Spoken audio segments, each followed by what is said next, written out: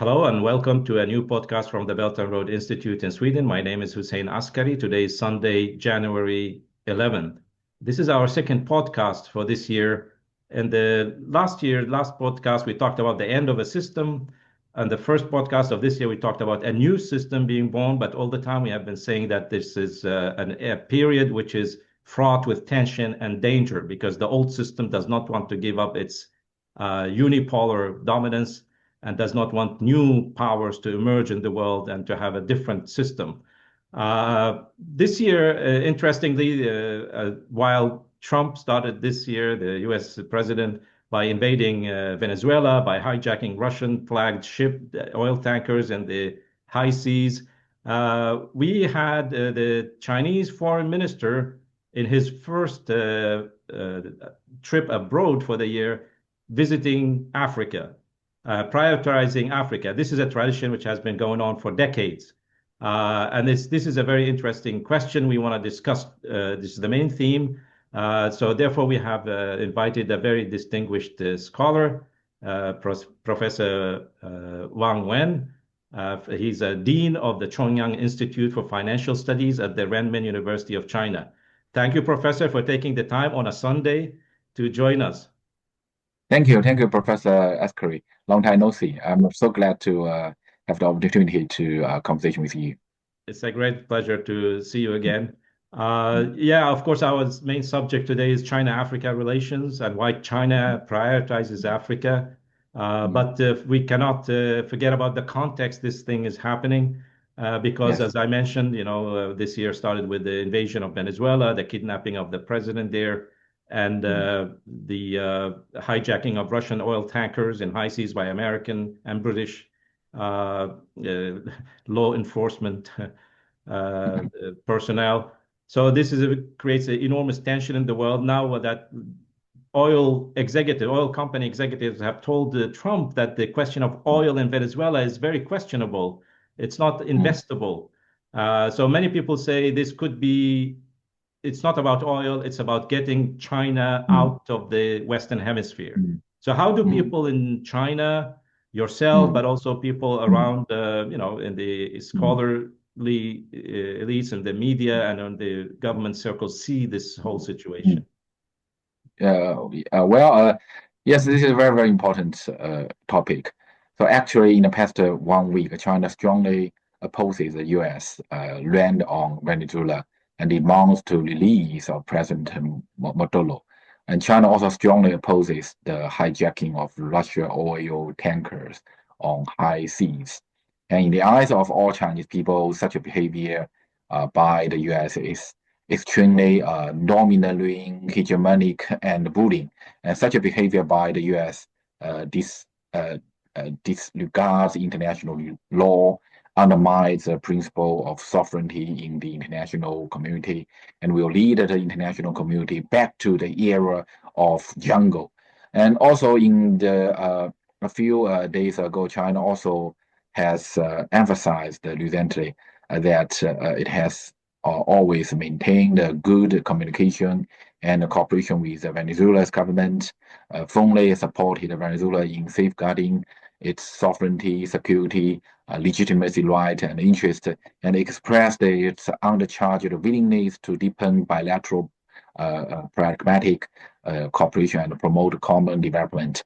And also, Chinese government believe that the Venezuela interim government will persist in safeguarding China's interest in Venezuela.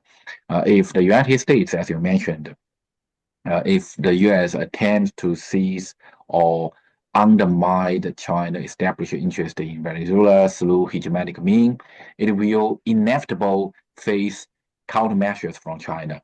So similarly, as you mentioned, U.S. want to establish the new system, new hegemony of Western hemisphere. But the problem is that U.S.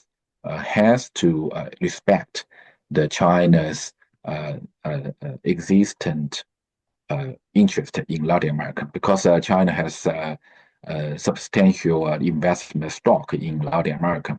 As we all know, with annual investment increment of about 20 billion US dollars.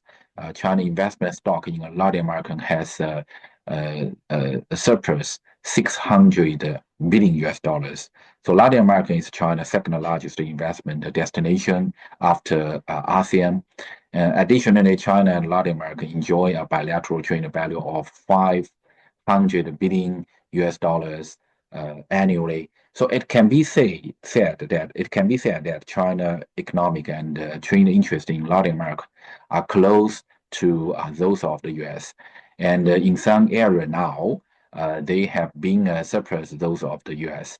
So as you mentioned, if the US want to I'll say, because we all know such a large investment stock and the total bilateral trade value between China and Latin America cannot easily squeeze out. If the U.S. want to infringe upon China interest in Latin America through illegal hegemonic means, then China will definitely take decisive measure to fight and counter the United States.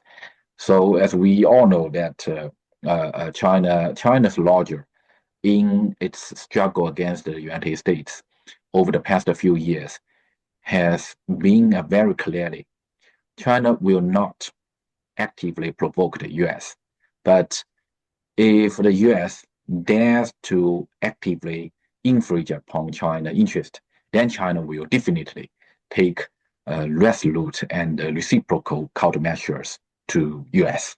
For example, very interesting things last year, in the past year, China-US trade war, China is one of the very few countries that have taken reciprocal countermeasures Yeah, and made that's the US, yes, yeah, because in our podcast at the end of the year, yes, this is our discussion because for the first time in 500 years, a global South yes, nation challenged China, challenged a yes, hegemon, which is yes, the United States, and could force it to reverse its policy, like the tariff. mhm, And President Trump yes, had to give up and talk mhm, nicely to President Xi Jinping in Korea and end all the whole tariff stuff. So China has proven it has the economic might, at least, to reply. But also there mhm, is all this situation now, what it forces nations in Latin America, because people say, oh, everybody in Latin America have to behave now, otherwise Trump will attack them.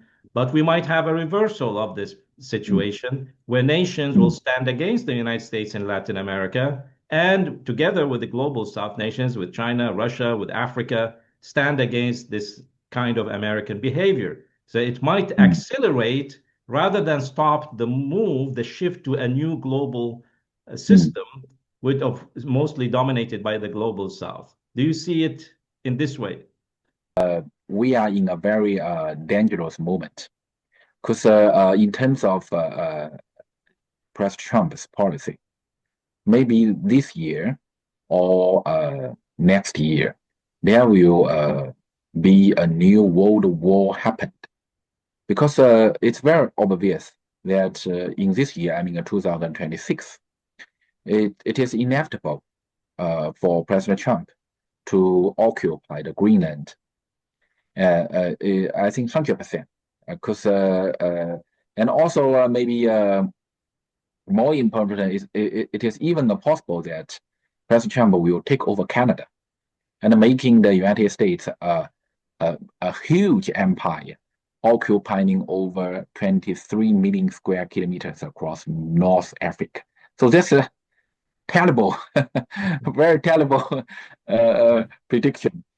And also, worse still, as we all know, that President Trump has announced annual military expenditure of 1.5 trillion US dollars. Yeah. And this means, yeah, the total military expenditure of the United States alone exceeds the combined total of all other countries in the world. So I think this is a very, very dangerous, very, Yeah. very Also, dangerous. one dangerous aspect is that Trump's so-called attempts to get peace in Ukraine has Yes. completely is thrown out of the window. So they will never trust Trump again, and the war in Ukraine will escalate, as we saw with the Oreshnik missile attacks. Mm. So this is a quite dangerous situation. We hope it will not escalate, but that's what is going on. Anyway, if we go back to our main theme, is on you are not a typical academic. You travel all over the world, the east, west, south, north. So you have a real Thank you. life experience of the places you discuss. I think you traveled to many countries last year. In the concerning Africa, because it's interesting, the U.S. National Security Strategy 2025, which is 29 pages, had only half a page about Africa. And it's like two simple paragraphs where they say, well, Africa is not so important. We will have relations with a few selected African countries which are rich with natural resources. The rest we are not interested in.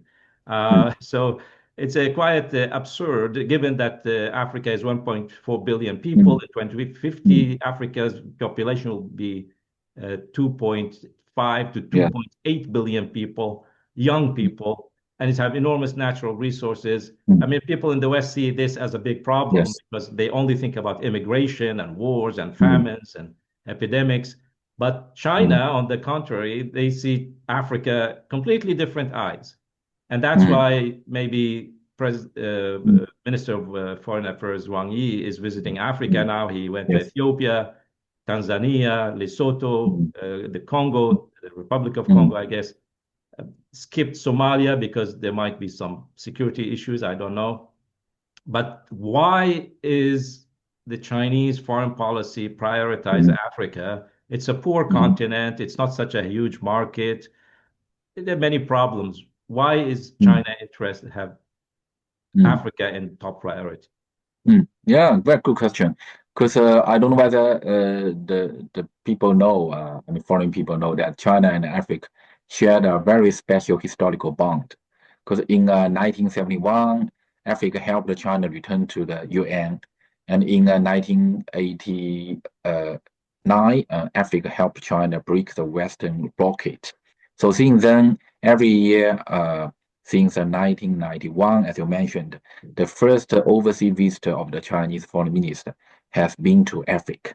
So aiming to promote the pragmatic cooperation with Africa in many fields, including infrastructure, education, economy, trade, energy, agriculture, and so on. China just want to show to the world that China will always belong to the camp of developing country and will always be an important representative of global south. Because in the eyes of Chinese strategists, Africa is of great importance to China. Let me explain to you very briefly. Firstly, we think Africa comprises 54 countries, holding nearly 1/3 of the seats in the UN, and Africa firmly upholds the One China policy on issues related to Hong Kong, Taiwan, Tibet, and Xinjiang. And China and Africa share higher consistent value and interest in terms of developing countries, representation, and global governance system. Secondly, in terms of economy, China and Africa shared immense economic and trading interest, because we all know China has been Africa's largest trading partner for 16 consecutive years.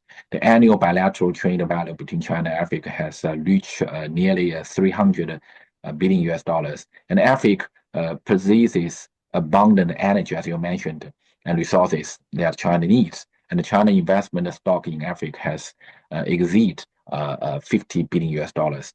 Third point is the security interest, because China and Africa shared extremely consistent interest in opposing hegemony, supporting multilateralism, addressing climate change, opposing terrorism, and also Africa is one of the most important cooperation region for China Belt and Road policy. So I think we have the very similar foreign policy. Final things is the culture and the social ties, because nowadays over 2 million Chinese people have been living, working, and studying in Africa for extended period. And more than 90% of Africa infrastructure, including railway, road, ports, subway, bridge, school, shopping malls, and more, has been constructed by a Chinese company. So therefore, I think the strategic importance of Africa to China is quite conceivable. But the problem is, as you mentioned, why doesn't China despise poor Africa as much as the United States does? Right? I think they have a few reasons very interesting. First is China's value equality and mutual benefits. Because we don't think poor brothers are a burden, but rather a future of equal development, and even more so, a driving force for jointly achieving multilateral modernization and pursuing a common prosperity. Second is, as I mentioned, the historical return and the strategic reciprocity. Because one very interesting Chinese proverb in Confucius said 2,000 years ago, a drop of water deserves a Grecian sprint in return. Because we always remember that in the past, Africa helped us. So now we need to help the Africa. Third point is that the evaluation of future value. As you mentioned, I don't think that current poverty means the poverty forever. Because you mentioned Africa has over 1.5 billion population. So, and also the resources. I think Africa is quite wealthy, especially in the future. And the final point is that the future platform for practicing the community of shared future for mankind. Because we all know that the ultimate goal of China diplomacy is to establish a community of a shared future for mankind. So now China and Africa have reached a consensus to build a China-Africa community of shared future. So I think in the future, we need to help each other. Helping Africa with poverty reduction and development is not only China's responsibility, but also an inevitable choice for China to achieve sustainable economic development, expanding China's global market and realize common prosperity. So this is China's strategic view. Yeah, this is interesting because in terms of looking, more long term, looking into the future, not only now, as you said, a poor person is not poor forever.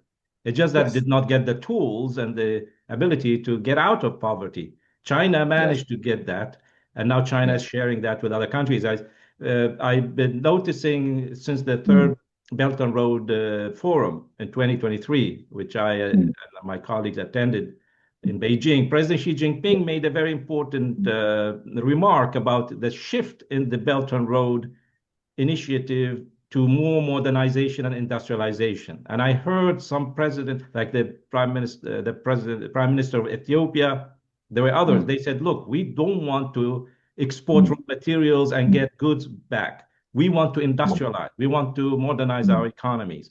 And I think there is now a move I have noticed in many countries in Africa, in Egypt, in Ethiopia, in Uganda, but even in Tanzania recently, I saw the building of industrial parks, large-scale industries where you can not only textiles and consumer goods, but also you have household appliances, refrigerators, TV sets, even automobiles.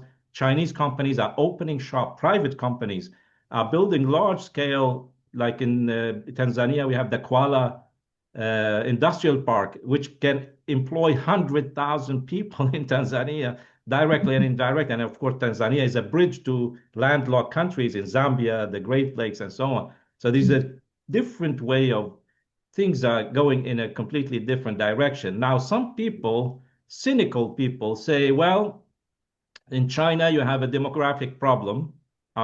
So you need labor, you need workers, young workers, and these workers are in Africa. So China will use Africa as a workshop for its economic development. How would you respond to that?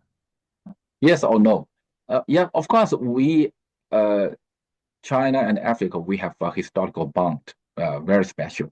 But on the other hand, we have a very deep pragmatic cooperation. what is pragmatic cooperation? That is, we need each other. Well, of course, we have a very full industrial capacity, which Africa needs. So that's why we provide the huge infrastructure, industrial manufacturing And also investment in transfer of Africa, right? technology, digital Yes, technology. yes, yes. But on the other hand, that is our cooperation between, China and Africa is complementary. Of course, China economic problem is that we face a very serious aging, and also that's why nowadays we have an AI development to replace the aging problem, labor problem. But in Africa, yes, you have labor, but no problem. China's investment of manufacturing industry can solve the employment job problems. So I think this is a complementary relationship between China and Africa. Yes, exactly. Now there are some people, even in Africa, they are a bit skeptical. Because of the impact of media. Chinese media is not very active still. They are doing a good job, like CGTN and others, doing a good job at showing the real intentions and the method of China working.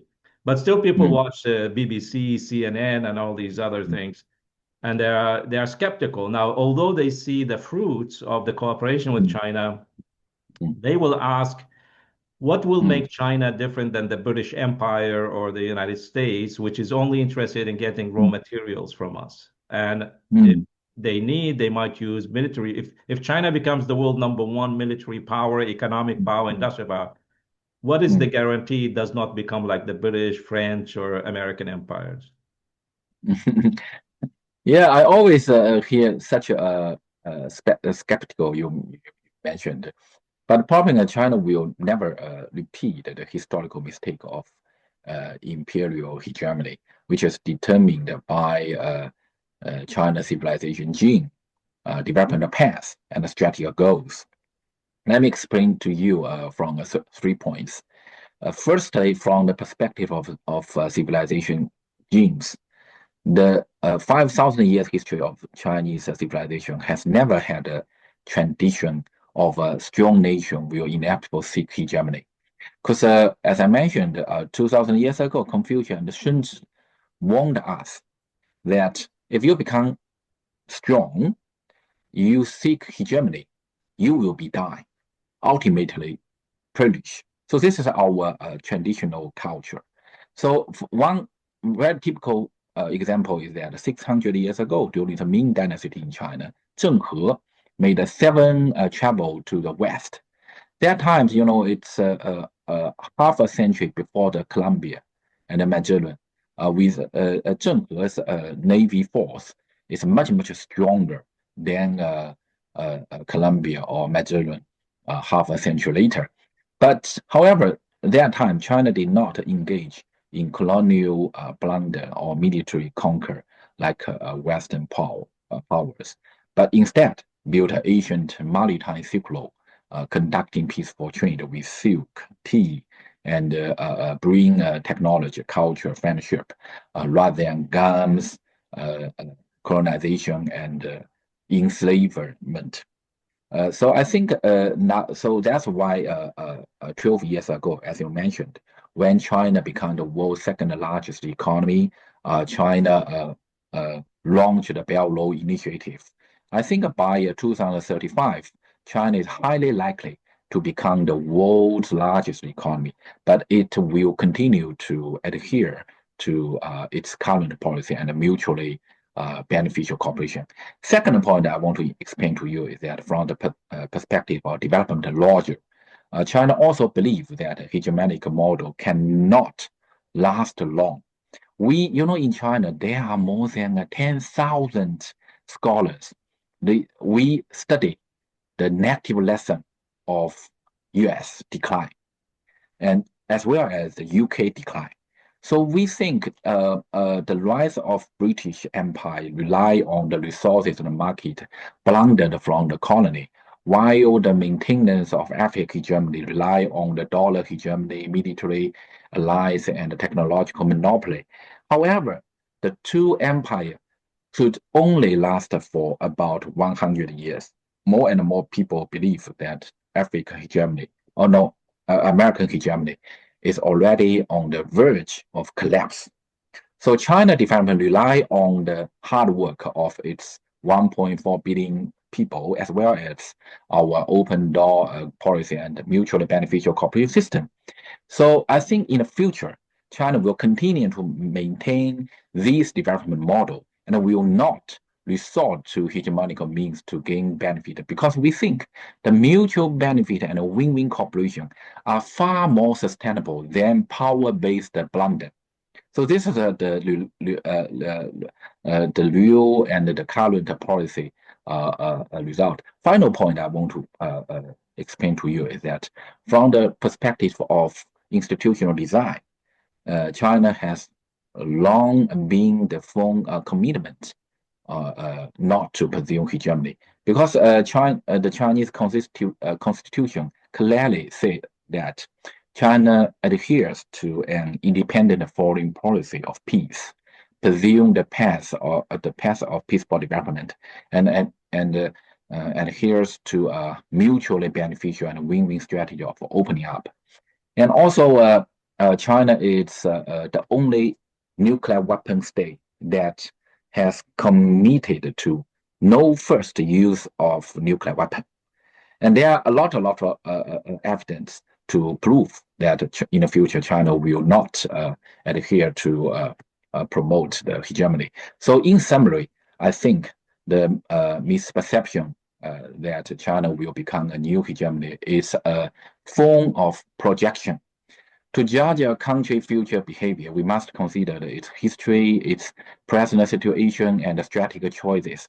China has never taken the old path of hegemonism in the past, does not do so now, and will never do so in the future, because we think the hegemonism goes against the trend of civilized development. And also for Chinese people, we don't agree the so-called hegemonism way. So I think that we must to say that China strategy is not a threat to the world, but a stabilizing force for world peace and development.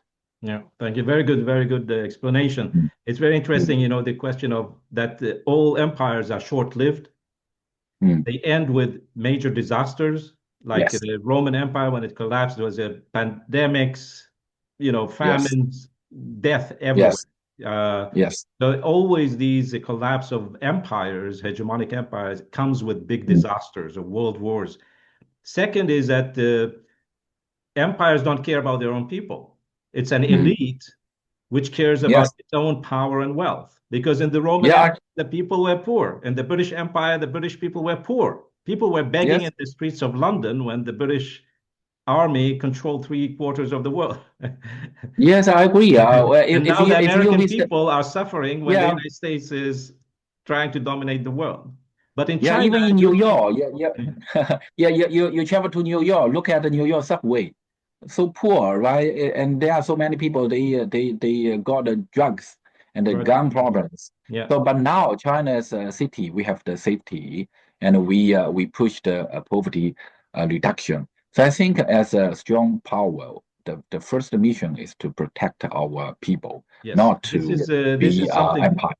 This is something people need to understand about Chinese governance system since thousands of years, is the mandate of heaven means that if you don't care about the prosperity of your people, then the mandate of heaven will be lifted from you. There will be rebellions, there will be wars, you will be taken out of power because you didn't fulfill your mission in caring about the people. And I think the Chinese leadership today is still committed to that because they think the prosperity and security of the Chinese people comes first.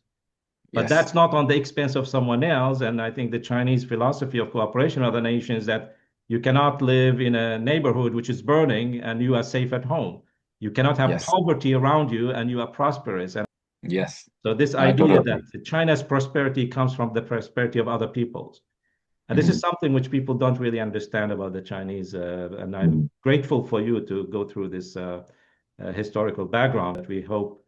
And this is why we, at the Belt and Road Institute in Sweden, we want Sweden and China to work together, especially in Africa, because this yes. is one of the issues we discussed, that Europe and Africa should Uh-huh, work, Europe and China should work in Africa mhm, together, because everybody mhm, here is, complaining about mhm, immigration from Africa, what to do with Africa. We should mhm, stop them in the Mediterranean mhm, Sea. No, so we have to develop Africa so Africans can enjoy their own countries, mhm, not flee, because nobody would voluntarily leave their home unless they mhm, are under pressure. So this is the mhm, situation. So anyway, I mhm. appreciate very much you took the time. So Thank you. Thank you so thank much. you very much for Thank you, Hussein. joining us, Yes. Professor Wang Okay. Wen from Yes. Beijing. We hope to see you again. See you again. Look forward. Thank you. Thank you.